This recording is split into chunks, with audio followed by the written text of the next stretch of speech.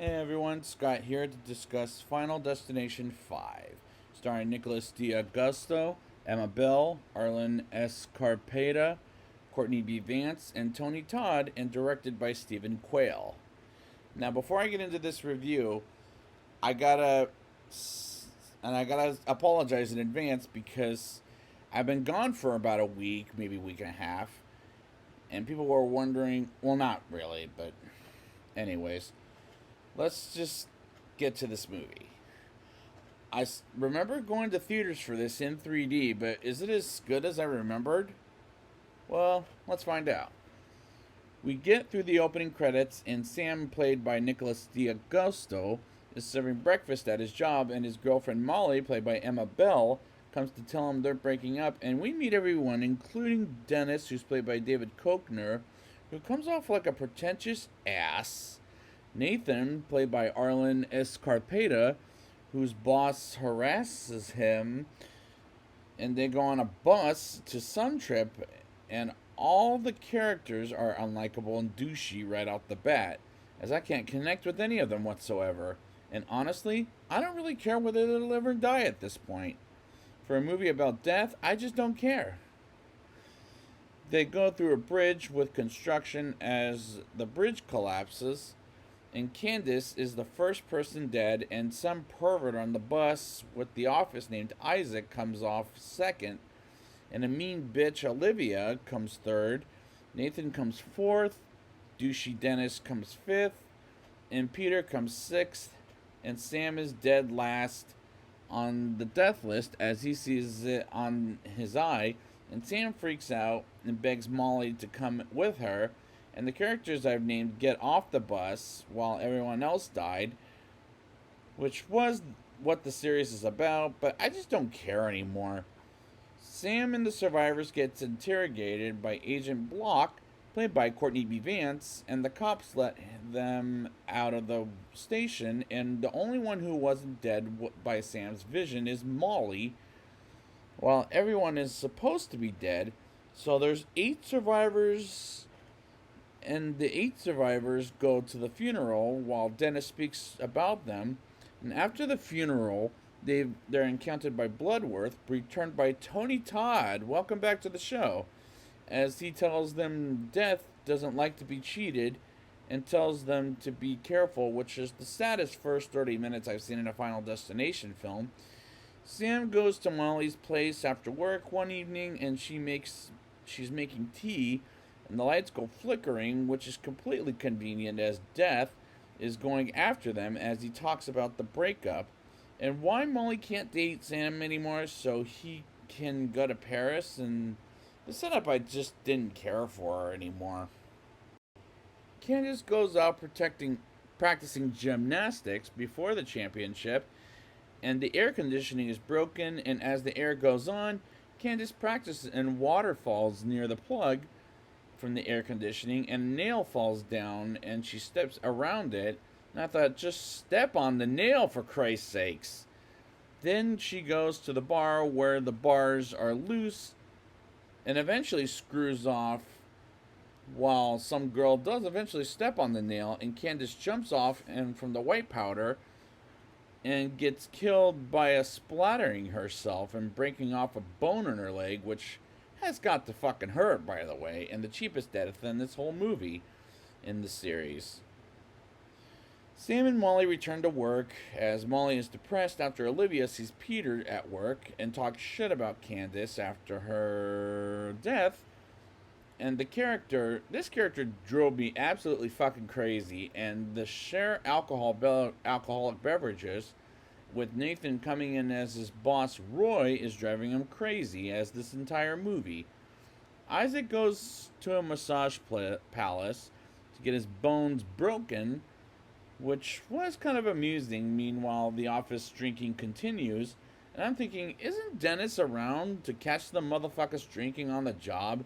As Peter freaks out, and Dennis calls Agent Block to tell him something, and to next time bring up something stranger, Agent Block says, as Dennis is an annoying character, as is Isaac, as we move on to him getting some pins on his body, which look absolutely fucking painful, and she puts a pin in between his eyes as death comes to him by falling down on the floor with the pins on him as he gets back up and gets burned by his cell phone moving as a and a candle as it burns the floor, and he thinks he makes it until a Chinese statue crushes his head.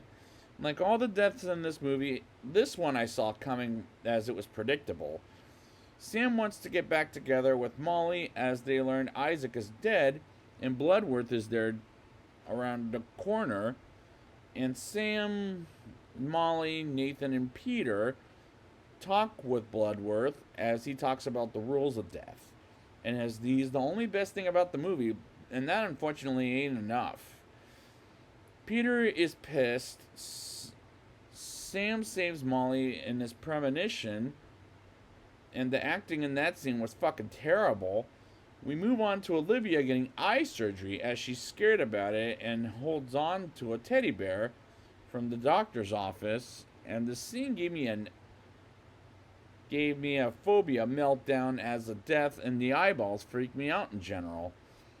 As I have a real phobia of eyes, and he leaves the office with her eyeball is stuck on her machine.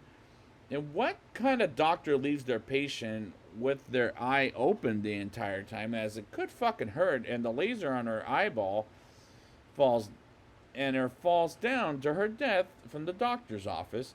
It's just a scene I had to look away from because at the same time it was stupid. It was a stupid scene in general.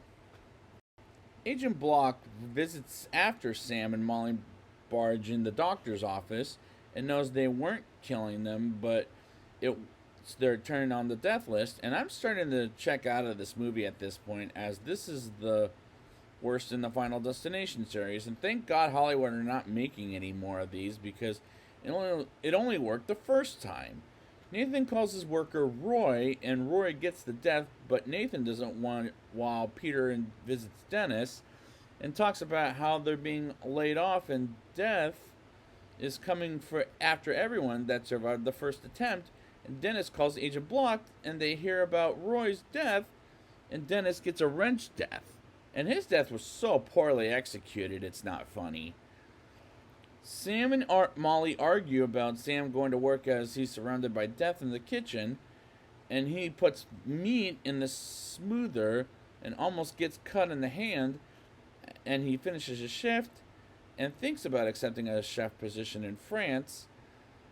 As he meets with Molly for dinner, and Peter interrupts them to talk with them as he sees the candles blowing as his death is closer and closer, and he talks about taking someone's life. And I thought, what the hell is this? As he was about to kill someone who didn't deserve to die, but instead pulls a gun on Sam and Molly in order to kill Molly, and the knife almost kills Sam, but the knife almost gets his finger. And is that telling me he's cheating death? Honestly, I didn't care anymore. Peter shoots Agent Block dead while Molly hides, and Sam comes in to attack Peter. And Molly saves Sam's life by stopping Peter and his gun on the stove, and Sam kills Peter with a knife, and the gun fires on itself as Sam and Molly survive death, which is very unrealistic, by the way, folks. We move on to 2 weeks later, where the first Final Destination takes place on the airplane, as the kids in the first film get off the plane, and the plane takes off, and they die from the plane explosion, and Nathan gets crushed by the plane accident, and we get flashbacks from the deaths of the previous movies, and the climax was just unconvincing that'll lead up to the first film. Just don't bother. Now it's time for the rating. I'll give this movie a 1.7 out of 10. The deaths were poorly executed, and these characters are stale, as they're not very connecting. The movie did such a poor job with the deaths that I just didn't care whether or not these characters lived or died by the end of the day. This is perhaps the worst in the Final Destination series, as thank God there's no more movies involved in the series. And I thought the first movie was clever, but the sequels were just getting worse and worse as time goes on. So thank you guys for joining me for this Final Destination series. And until then, look out, death's coming.